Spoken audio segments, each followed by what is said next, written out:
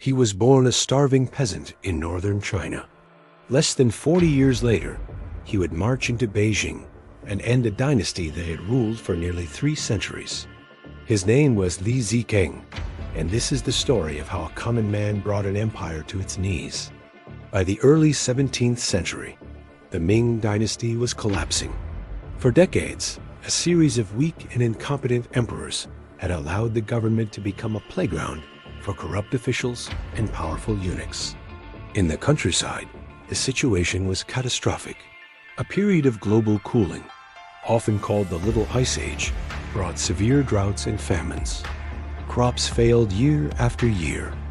To make matters worse, the imperial court, disconnected from the suffering of its people, continued to levy crushing taxes to fund its lavish lifestyle and wars against the Manchus in the north. The empire was rotting from within. For millions of peasants pushed to the brink of starvation, there were only 2 choices: die or rebel. Li Zicheng was born in 1606 in a poor village in Shanxi province, a region hit hard by the famines. He was Han Chinese, the son of peasants who struggled every day just to survive.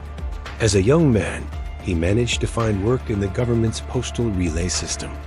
This job, while humble, was formative. Riding for miles through the rugged terrain, he learned the roads, the mountain passes, and the art of survival. He saw firsthand the desperation gripping the countryside and the anger simmering just beneath the surface. This knowledge of the land and its people would soon become his greatest weapon. His life took a dramatic turn when the Ming government broke and disorganized, decided to downsize the postal service to save money. Li Zicheng, along with countless others, was laid off and left with no income just as the famines intensified. With no work and no food, he did what many desperate men did. He turned to banditry. He joined a local rebel band, but he was different from the common outlaw. Where others saw only chaos, Li saw opportunity. He was a natural organizer, a charismatic leader who knew how to discipline his men and inspire loyalty. He began to shape these small, scattered groups of bandits into a cohesive fighting force. By the early 1630s, Li Zicheng was no longer just a bandit leader. He was a guerrilla commander. His strategy was brilliant in its simplicity. He used his intimate knowledge of the terrain to his advantage, leading a highly mobile rebel army that struck hard and fast. They would ambush Ming government troops in narrow mountain passes, destroy their supply convoys, and then melt back into the hills before a counterattack could be organized. The Ming armies, slow and poorly led, were chasing a ghost. These forces grew with every victory as more and more desperate peasants and deserting soldiers flocked to his banner. But Li Zicheng's rebellion was fueled by more than just military success. It was built on a powerful idea of social justice. He wasn't just fighting the state, he was fighting for the people. His slogan was, "Divide the land and abolish the grain tax." Wherever his army conquered a town or a city, his first acts were to execute the famously corrupt local officials and burn the government tax records. Then he would open the state granaries and distribute the food to the starving population. To the common people, he wasn't a rebel, he was a savior, a righteous king delivering them from oppression. To the Ming court, he was a nightmare they could not contain. By 1643, Li Zicheng's movement had exploded. He controlled vast territories across Shanxi and Shaanxi provinces, and his army had swelled to tens, maybe even hundreds of thousands of men. He was now the most powerful man in northern China. In early 1644, sensing the final collapse of the Ming, he made his ultimate move.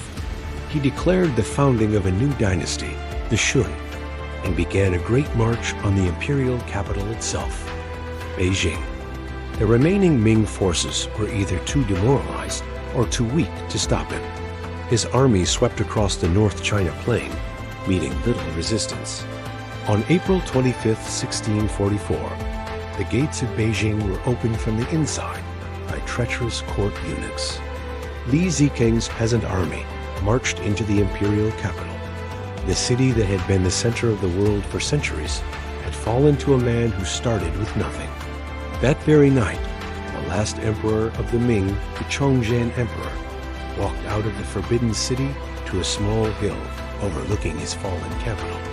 There, abandoned by his officials and his armies, he hanged himself.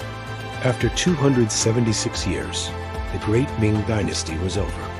Li Zicheng declared himself the emperor of his new Shun Dynasty. He sat on the dragon throne, but his victory was hollow. He had conquered Beijing, but he hadn't won the empire. His peasant army, used to guerrilla warfare and plunder, was ill-equipped to govern a complex city. They quickly alienated the population with looting and violence. Li himself seemed overwhelmed, unable to transition from rebel leader to effective ruler. His administration was chaotic, his treasury was empty, and his moment of triumph was already beginning to crumble. Meanwhile, a fateful decision was being made in the north. The most powerful remaining Ming general, Wu Songui, was guarding the Great Wall at Shanhaiguan Pass against the Manchus. Faced with the choice between serving a peasant rebel or siding with the foreign Manchus, Wu made a deal. He opened the gates of the Great Wall and invited the formidable Manchu army into China. Li Zicheng marched his army from Beijing to confront them, but he was caught in a trap. At the Battle of Shanhaiguan, his exhausted and undisciplined rebel force was crushed between Wu Songui's army and the elite Manchu cavalry. His army shattered, Li Zicheng fled back to Beijing, briefly set fire to the Forbidden City, and then abandoned the capital after ruling for only 42 days. He retreated westward, pursued relentlessly by the combined Manchu and Ming forces. His empire was gone as quickly as it had appeared. In 1645, somewhere in the mountains of Hubei province, Li Zicheng vanished from history. The exact circumstances of his death are a mystery. Some accounts say he was killed in battle. Others claim he was murdered by local villagers. A more romantic legend says he escaped and lived out his days in hiding as a monk. No one knows for sure. His grave was never found. A peasant ended an empire. Li Zicheng's rebellion was the final blow that shattered the Ming Dynasty, creating a power vacuum that was ultimately filled by the Manchus, who would go on to establish the Qing Dynasty. History is usually written by the victors, and so Li is often remembered as just a bandit. But empires don't fall because of one man. They fall because of widespread corruption, injustice, and the desperation of millions. They fall because of men like Li Zicheng, who rise from the dust to challenge a world that has left them with nothing to lose. Thanks for watching.